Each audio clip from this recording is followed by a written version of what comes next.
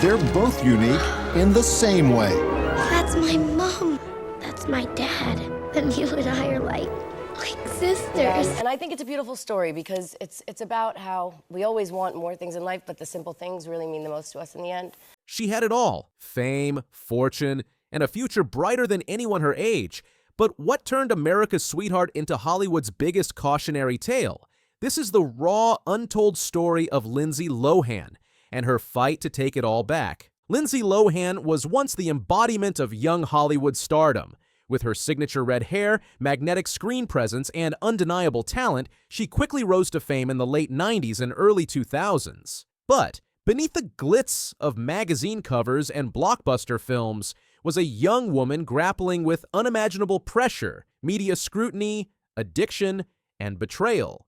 This is not just a tabloid tale. It's the complex, raw story of a girl thrust into the spotlight too soon who fought to find her way back. Lindsay D. Lohan was born on July 2, 1986, in the Bronx, New York. Her mother, Dina, was a former dancer and singer, while her father, Michael, was a Wall Street trader with a tumultuous history. At just 3 years old, Lindsay began modeling for Ford models and quickly appeared in dozens of national TV commercials, including Jell-O, Pizza Hut, and Wendy's. But it was her breakthrough at age 11 in Disney's 1998 remake of The Parent Trap that catapulted her into national stardom. Playing twin sisters Hallie and Annie, Lohan impressed critics and audiences alike with her charm, wit, and emotional depth. She was instantly hailed as one of the most promising young talents of her generation. Throughout the early 2000s, Lindsay continued to dominate teen and family entertainment. Films like Freaky Friday, 2003, Confessions of a Teenage Drama Queen, 2004, and the cultural phenomenon Mean Girls, 2004, solidified her status as a Hollywood it girl. By 17, she had hosted Saturday Night Live, released a successful music album, and become a red carpet regular. Things are going to get a little freaky. Why am I in Anna's room? Behind the scenes, however, Lindsay was under enormous pressure. Transitioning from child star to adult actress in the public eye is notoriously difficult. The media tracked her every move, turning her social life into headlines and her personal relationships into clickbait.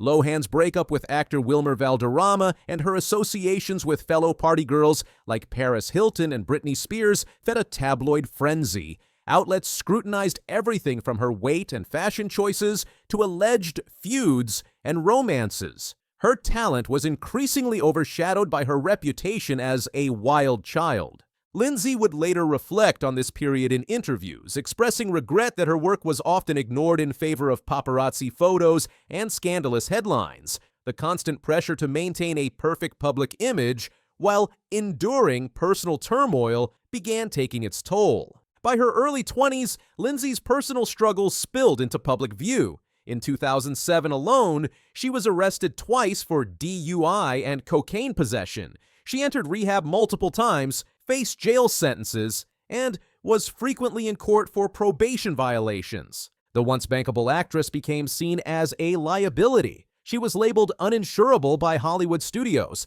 and lost roles in several major projects. Despite her undeniable talent, the industry turned its back on her. Lindsay spent over 250 days in rehabilitation between 2007 and 2013, struggling to stay clean and rebuild her reputation.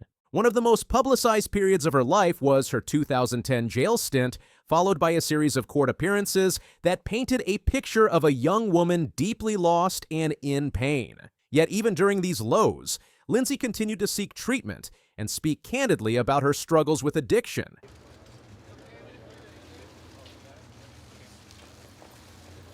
Lindsay, scared at all about going to jail today? Lindsay, you worried you're going to jail? As Lindsay battled addiction and legal troubles, her family life became equally complicated. Her father, Michael Lohan, repeatedly went to the press with private details about her life, often without her consent. His actions further strained their already fragile relationship. In 2005, Lindsay released the emotional song Confessions of a Broken Heart, Daughter to Father, along with a haunting music video that dramatized her childhood trauma and plea for understanding. The song was a raw, public airing of the pain she carried from a broken home. Despite her mother's support during many of these challenges, Lindsay's family dynamics remained a source of stress and heartbreak. The lack of a strong, stable support system made her path to recovery even more difficult. In the late 2000s and 10s, Lindsay made a surprising move. She relocated to Dubai. The Middle Eastern city offered not only a luxurious lifestyle, but, more importantly, a break from the American paparazzi. Dubai's strict privacy laws gave her the peace she desperately needed. During this time, Lindsay focused on self-improvement, business ventures, and stepping away from Hollywood chaos. She opened nightclubs in Greece and launched a reality show on MTV, Lindsay Lohan's Beach Club. Although the show was short-lived, it marked a turning point in her career, an effort to take control of her narrative. Away from the relentless glare of the U.S. media, Lindsay found a sense of calm. She also began engaging in philanthropic efforts and expressed interest in humanitarian work. Her time in Dubai wasn't just an escape, it was a chance to heal and rebuild. By the early 2000s and 20s, Lindsay had slowly begun re-entering the public eye, on her own terms. In 2022, she starred in Netflix's holiday romantic comedy, Falling for Christmas, her first lead film role in over a decade. The film was a streaming hit and marked the beginning of a new chapter. Please. But you said... She signed a multi-picture deal with Netflix and started taking on roles that allowed her to showcase her comedic timing and matured acting skills. In 2024, she was cast in a Hulu series titled Count My Lies, which garnered early praise even before its premiere. But perhaps the most buzzworthy news was her reunion with Jamie Lee Curtis for the highly anticipated sequel Freakier Friday, set for release in August 2025. Fans rejoiced at the return of one of Lindsay's most beloved characters, seeing it as a full-circle moment. Today, Lindsay Lohan is more than a former child star. She's a woman who has faced her demons and chosen to rise. In 2023, she quietly married Bader Shamus, a financier, and welcomed their first child in 2023. Motherhood, she says, has given her a new perspective and sense of purpose. She remains selective about her projects, focusing on meaningful roles and quality over quantity. In interviews, Lindsay speaks with clarity and honesty about her past. She doesn't hide from it. Instead, she uses it to empower others.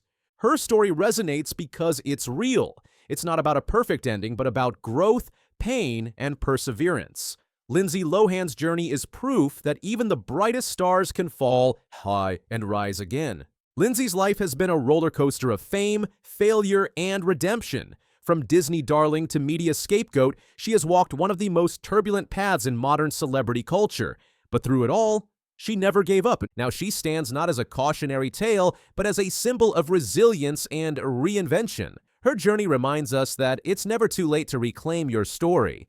And Lindsay Lohan is just getting started. If Lindsay's journey moved you, don't forget to like, share, and subscribe. Drop a comment below. What do you remember most about Lindsay Lohan's rise, fall, or comeback? Let's talk about it. Can't go any higher than that. What are you doing with that marmoset on your head? Well, it seems comfortable up there, I guess. That's right. Look at that. That's where they feel safe, when they're kind of up and look at something, and they like the hair because they would hang on to the female. So they want.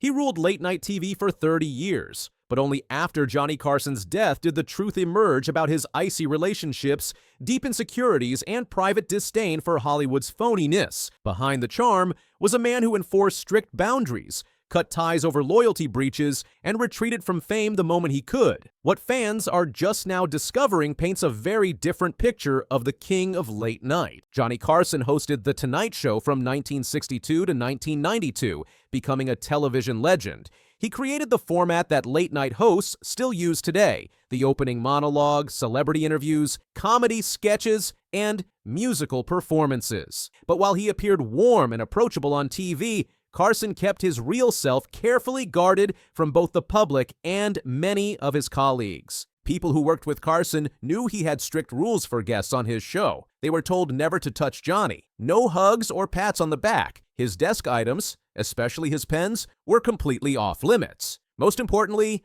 guests were warned not to mess with Carson's appearance, a rule that Burt Reynolds would famously break in one of the show's most memorable moments. Carson's relationship with Reynolds shows how complicated his Hollywood connections really were. On screen, they had amazing chemistry that viewers loved. Their back-and-forth jokes and unexpected moments made for great television that felt spontaneous and genuine, even when parts were carefully planned. The most famous moment between them happened when Reynolds suddenly pulled out scissors during an appearance and cut Carson's tie in half. The audience gasped before bursting into laughter. Carson stayed professional on camera, even cutting a piece of Reynolds' clothing in return to play along with the joke. But behind the scenes, Carson was not happy. Crew members later revealed he was clearly annoyed after the show ended. Reynolds had broken one of Carson's most important rules by messing with his carefully maintained appearance, crossing a line that few dared to cross. Years later, Reynolds shared his perspective on their relationship. Here's the thing that guys like me are most jealous about. You were friends with Johnny Carson. Not only that, but you hosted The Tonight Show many times. What was Johnny like? Why did you guys think you had so much chemistry between each other? You know, I really don't know. It happened the first night. I walked out, and I looked in his eyes, and he looked in mine, and it was something happened. It was magic.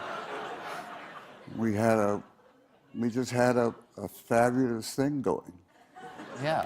You know, I mean, and he just let me go. I mean, and I was smart enough to let him set him up for a couple of jokes. Yeah. And then he would give me one. That was the deal? He gets two, you get one? He gets two, I get one. That's a nice deal. And later I had to give him 4. Reynolds said in an interview before his death, he described their friendship as both competitive and respectful, with clear boundaries between their public and private lives. Carson's relationship with Bob Hope tells us even more about his true feelings toward fellow celebrities. Even though Hope appeared on The Tonight Show more than 100 times, Carson privately disliked these segments and found them increasingly difficult to endure as Hope aged. Carson's biggest complaint was that Hope couldn't think on his feet. As someone who valued natural conversation, Carson found Hope's dependence on prepared jokes frustrating. Hope's appearances seemed spontaneous to viewers, but were actually carefully planned, with the aging comedian completely relying on written material and cue cards. Despite Carson's personal feelings, NBC's relationship with Hope meant that the comedian could essentially book himself on the show whenever he wanted, particularly when promoting his specials. This arrangement frustrated Carson, who felt he had no choice but to welcome Hope despite his growing dislike of these segments. Carson's relationship with Joan Rivers reveals even more about his true feelings toward Hollywood loyalty. Rivers was a frequent guest and occasional host, seemingly close with Carson. When NBC offered Rivers her own competing late-night show in 1986, Carson felt deeply betrayed, not because she took the opportunity, but because she never told him personally before the news became public. Rivers later claimed Carson told her, "You will never be on this show again,"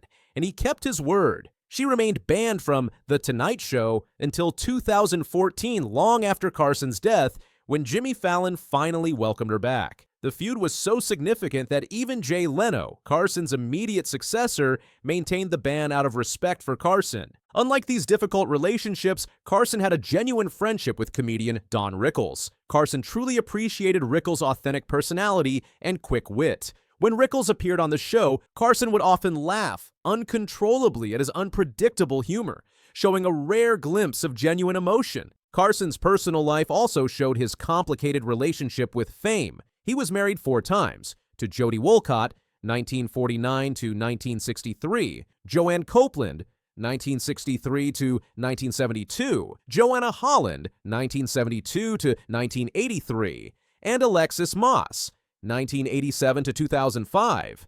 These relationships often suffered under the pressure of his celebrity status and his emotional distance. His busy career put a heavy strain on his marriages. The long hours, public attention, and Carson's tendency to keep people at arm's length created problems that were hard to overcome. Though viewers never saw it, Carson struggled with drinking problems and a quick temper that contributed to his marital difficulties. During divorce proceedings with his second wife, Joanne Copeland, it came to light that Carson's alcoholism was at the heart of their troubles. Court documents revealed Carson was deeply insecure and routinely suspected Copeland of cheating. When he discovered she had a secret apartment where she was meeting another man, Carson's darker side emerged, leading to increased drinking and depression. When his son Richard died in a car accident in 1991, Carson's carefully controlled emotions briefly showed through.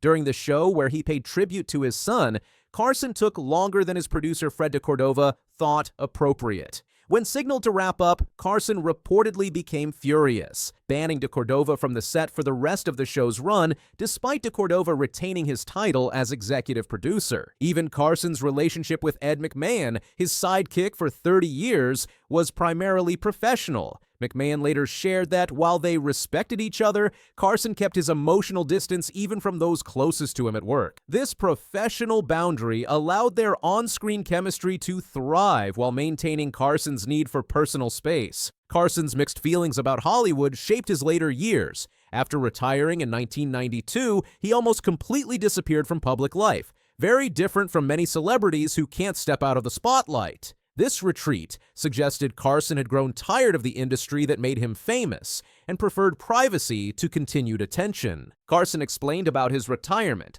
"I just felt it was time to get out while people still wanted me." But many believe his withdrawal showed a deeper discomfort with fame itself, a sentiment he occasionally expressed even at the height of his success. Carson once told a reporter, "I'm not comfortable being famous." This simple statement offers insight into a man who, despite his success, never fully embraced the Hollywood lifestyle that many of his guests eagerly pursued. The stories that came out after his death in 2005 show a brilliant performer who kept strict boundaries between his public and private lives, a man who could entertain millions while remaining in many ways a mystery to those who watched him every night. Through these revelations, we gain a more complete understanding of the man behind the desk, whose influence on American culture remains significant even as we learn about the complexity that lay beneath his charming facade. What if I told you that one of NASCAR's most beloved icons once nearly lost it all? Before the $300 million empire, before the sprawling 200-acre estate, Dale Earnhardt Jr. made a decision that could have destroyed everything his family had built. Today, we're pulling back the curtain on the untold financial journey of NASCAR's favorite son, revealing the high-stakes gambles, silent struggles, and brilliant business moves that racing fans have never heard before. While millions watched him dominate the track, nobody saw the financial chess match playing out behind the scenes. By the end of this exposé, you'll understand why Dale Jr.'s greatest victory wasn't won behind the wheel, but in boardrooms and back offices where fortunes are truly made. Growing up as the son of NASCAR legend Dale Earnhardt Sr. came with expectations that would crush most people. What fans don't realize is that Dale Jr. was initially hesitant to follow in his father's tire tracks. In fact, according to insiders, young Dale originally pursued automotive technology not to race, but because he feared he might need a real job if racing didn't pan out. This practical mindset would later become the foundation of his financial empire. Unlike many athletes who squander their earnings, Dale Jr. approached his wealth with the same calculated precision he showed on the track. While collecting trophies on Sundays, Monday through Friday, he was strategically building a business portfolio that would eventually eclipse his racing income. At the height of his racing career, Dale Jr. was pulling in between $25 to $30 million annually, making him NASCAR's highest-paid driver from 2008 to 2015. But here's what the cameras never captured. Dale was reinvesting nearly 80% of his earnings back into business ventures that experts considered extremely risky at the time.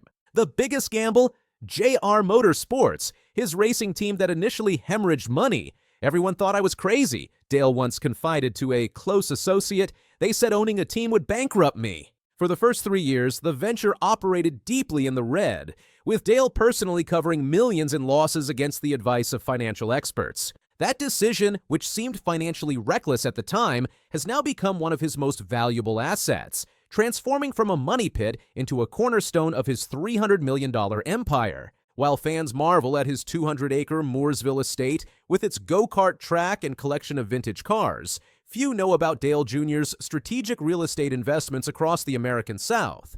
Sources close to the racing star reveal he has quietly amassed over 40 commercial properties in 5 states, many purchased during the 2008 recession when prices bottomed out. Dale saw opportunity when everyone else saw disaster. says a former business partner who requested anonymity. He was buying prime commercial real estate at 30 cents on the dollar while other celebrities were selling their assets in panic.